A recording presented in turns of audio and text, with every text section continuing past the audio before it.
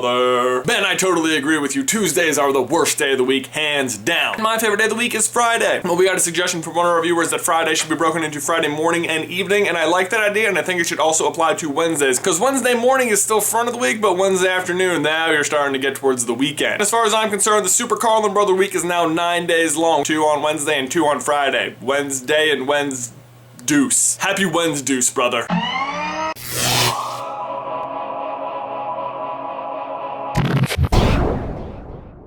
Today I wanted to talk about something I dislike almost as much as Tuesdays, which is tipping. Now don't get me wrong, Ben, I do tip people. I just want to say that before we go any further. But I totally disagree with the reason and the process for it, Ben, and it bothers me. First, let's look at the reasoning. Why do we tip? The reason we should be doing it is to encourage good service from the serving staff. To say, thank you, server, for making my evening even more enjoyable. Allow me to optionally give you additional money as a thank you. But it is not optional. The reason you have to tip, though, is because your tip is factored into the server's wages, and if they're like living off of this or something, then you are not giving them the money that they are earning, and that's not fair. And I don't like that, because what should be a common courtesy has become a mandatory courtesy. Second is the process, Ben, like determining how much you're gonna tip. For the sake of this video, let's just say that the standard tip is 15% of the cost of the meal. Imagine this scenario. You and I go out to dinner one night, and you, trying to be a nice, good, healthy person, order the chicken breast and some water. Good for you, your meal costs $10. Me, on the other hand, Ben, I'm living life to the fullest. I'm getting a steak, for God's sakes, and I'm getting a beer too. Enjoy your water. My meal costs $30. So the waitress takes our order, brings us our drinks from the same fountain, brings us our food from the same kitchen,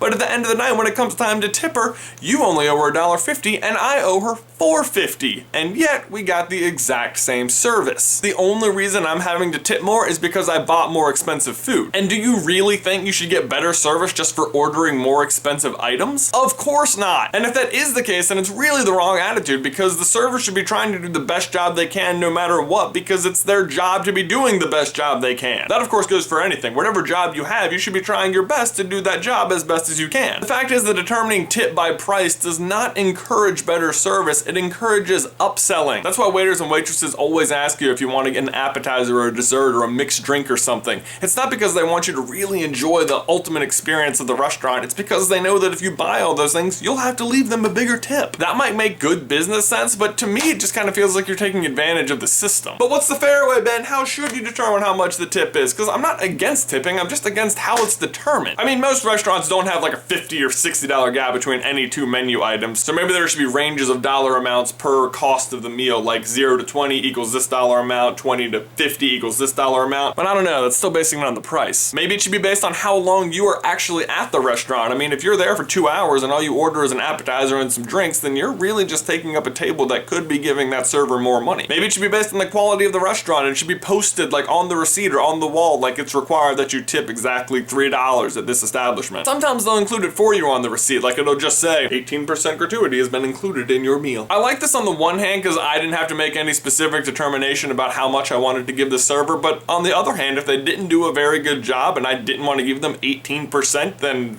I didn't want to give them 18%. Why not just jack everything on the menu up 15% and pay the servers regular wages and just do away with tipping altogether? I don't know. Probably not that easy, but you know, it's a thought. So Ben, my question for you and everyone else is, how much do you tip and how do you think it should be determined? Leave it down in the towel section below. And Ben, I will see you on Wednesdeuce. Also in another life.